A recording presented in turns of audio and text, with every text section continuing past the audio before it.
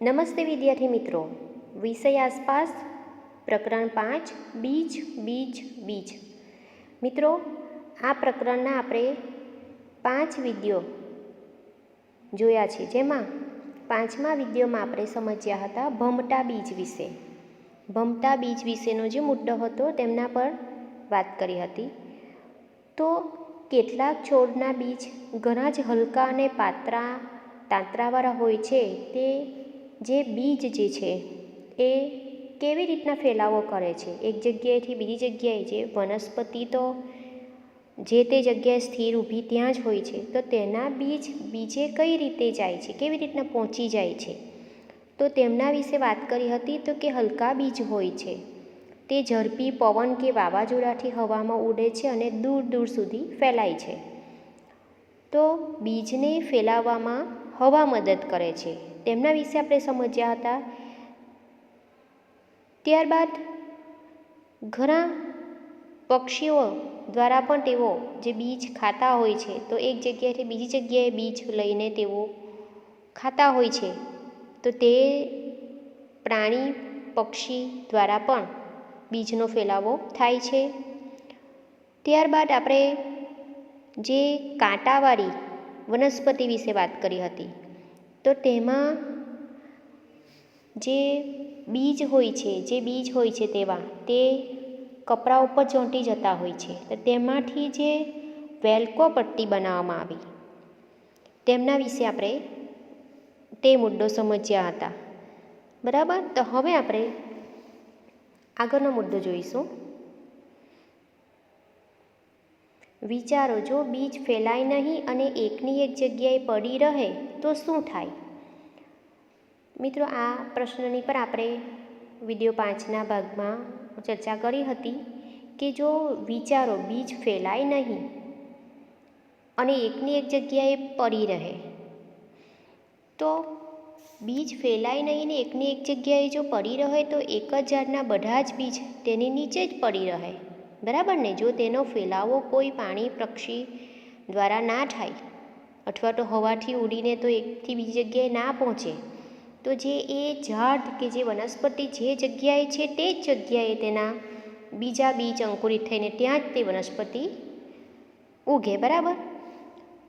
તો તે બીજમાંથી ઉગેલા છોડને યોગ્ય રીતે તડકો, પાણી અને હવા ન મળે તો તે સારી રીતના વિકાસ પણ નહીં પામે. કારણ કે ત્યાં એક ઝાડ મોટું ઊભું હોય, ત્યાં બીજી વનસ્પતિ થાય તો વનસ્પતિને ઉગવા માટે શાની જરૂર પડે છે? હવા, પાણી અને સૂર્યપ્રકાશ. બરાબર. તો એ યોગ્ય પ્રમાણમાં ના મળે તો તેનો વિકાસ સારી રીતે થઈ શકે નહીં. બરાબર. અને જો એક જ જગ્યાએ બીજ પડી રહે તો તે જગ્યાએ તે વનસ્પતિ ઉગે. બરાબર. પરંતુ તે બીજી વનસ્પતિ આપણે જોઈ શકીએ નહીં. તે જગ્યાએ ઉગે એટલે બીજી જગ્યાએ આપણે તેવી વનસ્પતિ જોઈ શકીએ નહીં. એવું થાય. બરાબર. બીજ કેવી રીતે ફેલાય છે તેની જુદી જુદી રીતોની યાદી બનાવો. તો આપણે બીજ કઈ રીતે ફેલાય તેમની પર વાત કરી હતી. તો બીજ પવન દ્વારા ફેલાય, પાણી દ્વારા ફેલાય, પ્રાણીઓ એટલે કે પશુઓ, પંખીઓ દ્વારા ફેલાય, અને જે સિંગની વાત કરી હતી આપણે, જે વૃક્ષ પર સિંગ જાતે પાકી જાય છે અને સિંગો ફાટી જાય છે, અને ફાટી જવાથી તેનો અવાજ પર આવે છે અને તે જાતે ફાટવાથી તેના જે બીજ હોય છે એ નીચે પડી જતા હોય છે. બરાબર. એટલે ત્યાંથી હવાની મદદથી કે કોઈ પ્રાણી પક્ષીની મદદથી બીજનો ફેલાવો આ પ્રમાણે થતો હોય છે. ચાલો હવે જોઈએ કોણ ક્યાંથી આવ્યું. હવે કોણ ક્યાંથી આવ્યું તો એમાં જોઈએ શેની વાત કરી છે. બીજના ફેલાવાની યાદીમાં શું મનુષ્યનું નામ ઉમેર્યું છે? બીજના ફેલાવામાં મનુષ્ય પણ ઉમેરવામાં આવે છે ને મિત્રો? કેવી રીતે જોઈએ આપણે? હા, ઉમેર્યું છે. મનુષ્ય પણ ફેલાવી શકે છે બીજને. એક જગ્યાએથી બીજી જગ્યાએ બીજને લઈ જઈને તેના રોપતા હોય કે નહીં? હા, આપણે પણ જાણે કે અજાણે બીજને એક જગ્યાએથી બીજી જગ્યાએ લઈ જઈએ છીએ. આપણને સારા લાગતા છોડ કે દવામાં ઉપયોગી છોડના બીજ આપણે ઘર આંગણે કે બગીચામાં વાવવા લઈ આવીએ છીએ ને તમારા ઘરે પણ કેટલાક કુંડામાં ઔષધીય વનસ્પતિ જેમ કે તુલસી છે, અરડુસી છે, બરાબર, એવું રોપ્યા હશે. તો દવા તરીકે ઉપયોગ કરવા માટે પણ આપણે રોપીએ છીએ, શોભા વધારવા માટે પણ આપણે રોપીએ છીએ, બરાબર. તો કેટલાક છોડ આપણને જે સારા લાગતા હોય છે તે આપણે કોઈકના ઘરેથી બીજ માંગીને લાવીએ તે રોપીએ છીએ કે તમારા ઘરે આ છોડ છે તો મને ખૂબ ગમે છે, તો મને થોડા એના બીજ આપશો, અથવા તો તે છોડવું આપણે લઈ આવીએ, બરાબર. તો આ રીતે આપણે બીજ લઈ આવીએ છીએ. તો એ પ્રમાણે આપણે પણ જે પ્રાણીઓ, પક્ષીઓ પાણી દ્વારા જે ફેલાવો થાય છે તેમ આપણે પણ એક જગ્યાએથી બીજી જગ્યાએ બીજ લઈ જતા આપતા હોઈએ તો એ પ્રમાણે વનસ્પતિ તૈયાર થતી હોય છે. તો બીજનો ફેલાવો કરવામાં માણસો પણ આવી શકે છે. હવે પછીથી છોડ જેમ જેમ મોટા થાય છે તેમના બીજ દૂર દૂર સુધી ફેલાય છે. ઘણા વર્ષો પછી લોકોને એ પણ યાદ નથી હતું કે આ છોડ ક્યાંથી લાવવામાં આવ્યો હતો. આપણે રોપી દઈએ છીએ, પછી કેટલાક વખત થાય પછી જે વનસ્પતિ મોટી થઈ જાય છે, બરાબર, વિકાસ થઈ જાય છે વનસ્પતિના, ત્યારે પછી યાદ પણ નથી રહેતું કે આપણે આ બીજ ક્યાંથી લાવ્યા હતા, કેવી રીતના આવ્યા હતા. એ યાદ પણ રહેતું નથી કે આ છોડ ક્યાંથી લાવવામાં આવ્યો હતો. શું તમે જાણો છો આપણા દેશમાં મરચાં ક્યાંથી આવ્યા? આપણે મરચાં મસાલામાં ઉપયોગ કરીએ છીએ, મરચાં એ ક્યાંથી આવ્યા એ તમે જાણો છો? આપણા દેશમાં એમ કહે છે મરચાં પોર્ટુગલ દેશના વેપારીઓ દક્ષિણ અમેરિકાથી ભારતમાં લાવ્યા હતા. જો આપણા દેશમાં પહેલાં પોર્ટુગીઝ લોકો આવ્યા હતા, પહેલાં અંગ્રેજ લોકો આપણા દેશમાં આવ્યા હતા, બરાબર. તો એ પોર્ટુગલ દેશના જે વેપારીઓ જે છે એ વેપારી દક્ષિણ અમેરિકાથી લાવ્યા હતા બીજ મરચાંના, અને એને ભારતમાં લાવ્યા, ત્યારથી મરચાંના બીજ વાવ્યા હતા અને ત્યાંથી એ મરચાં આપણા દેશમાં એ બીજ દ્વારા ઉગવાની શરૂઆત થઈ હતી, બરાબર. આજે ભારતમાં બધી જગ્યાએ મરચાં ઉગાડવામાં આવે છે. શું તમારે ત્યાં મરચાં ઉગાડવામાં આવે છે? આજે મરચાં વગર ચટાકેદાર રસોઈ થઈ શકે તેમ નથી. મિત્રો, મરચાં આજે ઘરે પણ ઘણી જગ્યાએ ઘણા લોકો પોતાના ઘરના બગીચાની અંદર મરચાંનો છોડ રોપ્યો હોય છે, બરાબર ને. તો એ બીજ ક્યાંથી આવ્યા હતા? તો કે દક્ષિણ અમેરિકાથી આવ્યા હતા. ત્યારબાદ અહીં આ મરચાંની ખેતી થવા લાગી આપણા દેશમાં. તો આ જ પ્રમાણે બીજા પણ થોડા કયા છોડ ક્યાંથી આવ્યા, કયા દેશમાંથી, કયા વિસ્તારમાંથી, તેમના વિશે સરસ જોડકણા સ્વરૂપે અહીં એક કવિતા આપવામાં આવી છે. તો ચાલો આપણે જોઈએ. બટાટા મરચાં ચાયજી, બટાટા મરચાં ચાયજી, કોણ ક્યાંથી આવ્યું જી, કોણ ક્યાંથી આવ્યું. હવે તો આપણા દેશમાં બધી જ વનસ્પતિઓ આપણે ઉગાડી શકીએ છીએ. જે તે વિસ્તારમાં જે સારી રીતે થાય છે એને સારા પ્રમાણમાં થાય છે ત્યાં વધુ તેનો ઉગાડવામાં આવે છે, બરાબર. પરંતુ સૌ પ્રથમ બીજ જે તે જગ્યાએથી તો લાવ્યા હશે ને, અથવા તો આપણા દેશમાં જે ઘણા બધા બીજ છે તે બીજી જગ્યાએ મોકલાવ્યા હશે.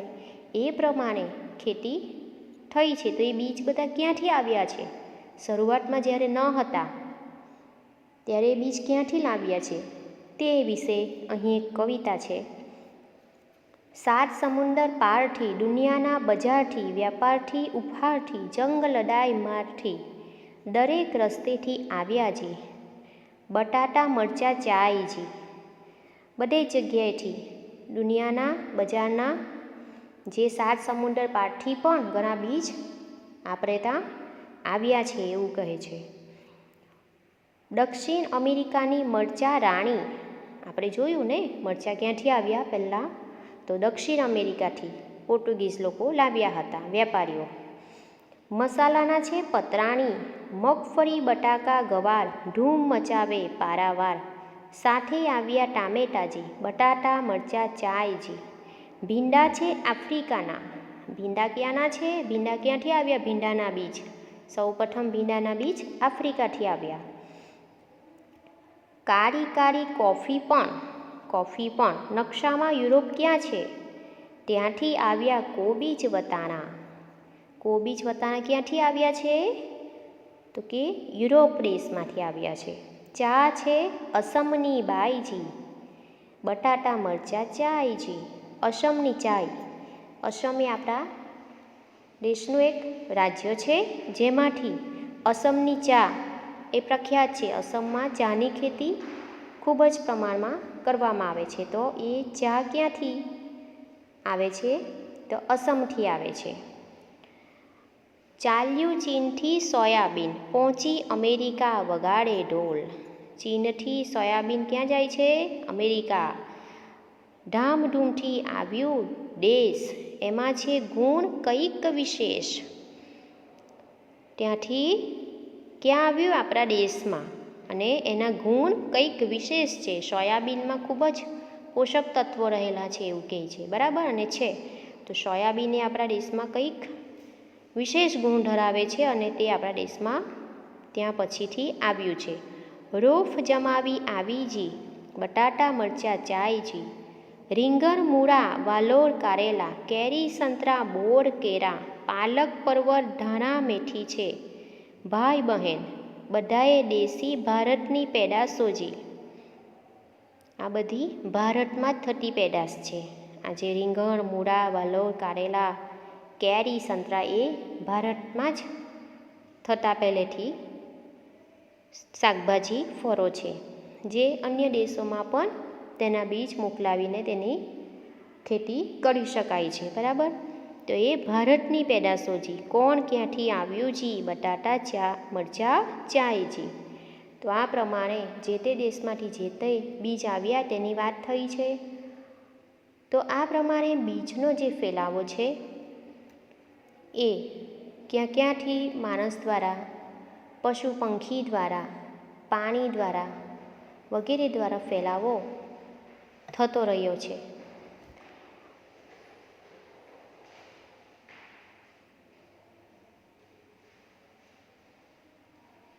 હવે મિત્રો આપણે જોઈશું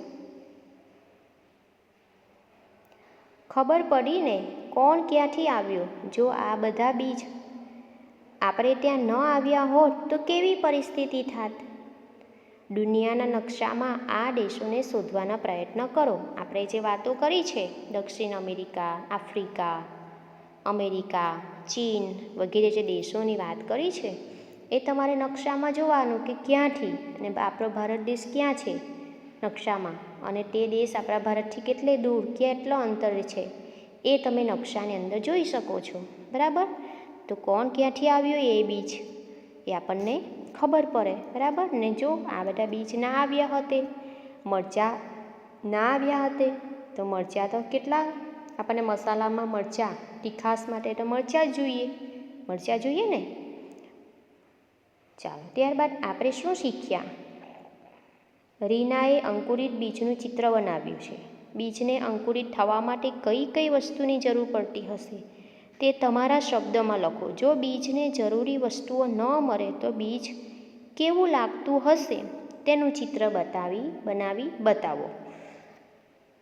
આપણે સૌપ્રથમ જે ગોપાલની વાર્તા હતી તેના દ્વારા સમજ્યા હતા કે બીજનું અંકુરિત થવા માટે હવા અને પાણી જરૂરી છે, બરાબર ને? તો અહીં રીના નામની છોકરી આ પ્રમાણે એક અંકુરિત બીજનું ચિત્ર બનાવે છે. એ પ્રમાણે તમારે પણ અંકુરિત બીજનું ચિત્ર બનાવવાનું છે, બરાબર? અને આપણે સૌપ્રથમ વિડીયોના ભાગ 1માં એ સમજ્યા હતા કે આપણને અંકુરિત બીજને અંકુરણ માટે હવા અને પાણી જરૂરી છે. તો મિત્રો, આપણે આ પાઠની અંદર અંકુરિત બીજ કેવી રીતે થાય છે એમના વિશે માહિતી મેળવી, ભમટા બીજ વિશે જાણ્યું, બરાબર? હવે બીજ કેવી રીતે ફેલાય છે, કોઈ પણ 2 રીત તમારા શબ્દમાં લખો. બીજ કેવી રીતે ફેલાય છે? બરાબર. તો એના વિશે તમારે કોઈ પણ 2 રીત છે એ તમારા શબ્દમાં લખવાની છે. આપણે બીજ ફેલાવવાની રીત તો આપણે જાણી કે પવન દ્વારા ફેલાય, પાણી દ્વારા ફેલાય, પ્રાણીઓ એટલે કે પશુઓ પંખીઓ દ્વારા ફેલાય, બરાબર. તો એ 2 રીત તમારે કોઈ પણ 2 રીત, જેમ કે પવન દ્વારા, તો પવન દ્વારા કેવી રીતે ફેલાય છે? તો વજનમાં હલકા હોય બીજ, અને એ બીજ પવનથી ઉડીને એક જગ્યાએથી બીજી જગ્યાએ ફેલાય છે. દાખલા તરીકે કણજી છે, સીમળાના બીજ છે, હલકા હોવાથી પવન દ્વારા ફેલાવો થતો હોય છે. તો આ પ્રમાણે તમે લખી શકો છો. ત્યારબાદ બીજો એક મુદ્દો લઈએ કે પાણી દ્વારા ફેલાય. તો પાણી દ્વારા કેવી રીતે ફેલાય? તો પાણીમાં તરે તેવા બીજ પાણીના પ્રવાહ સાથે ખેંચાઈને એક જગ્યાએથી બીજી જગ્યાએ ફેલાય છે. પાણીની અંદર બીજ જતા રહે, બરાબર. તો એનાથી એ તરીને એક જગ્યાએથી બીજી જગ્યાએ પહોંચી જતા હોય છે. તો એ પ્રમાણે પાણી દ્વારા પણ બીજનો ફેલાવો થઈ શકે છે. મિત્રો, આપણો આ પાઠ અહીં આગળ પૂર્ણ થાય છે. ત્યારબાદ આપણે નેક્સ્ટ પાર્ટ દ્વારા આગળના વિડીયોમાં મળીશું.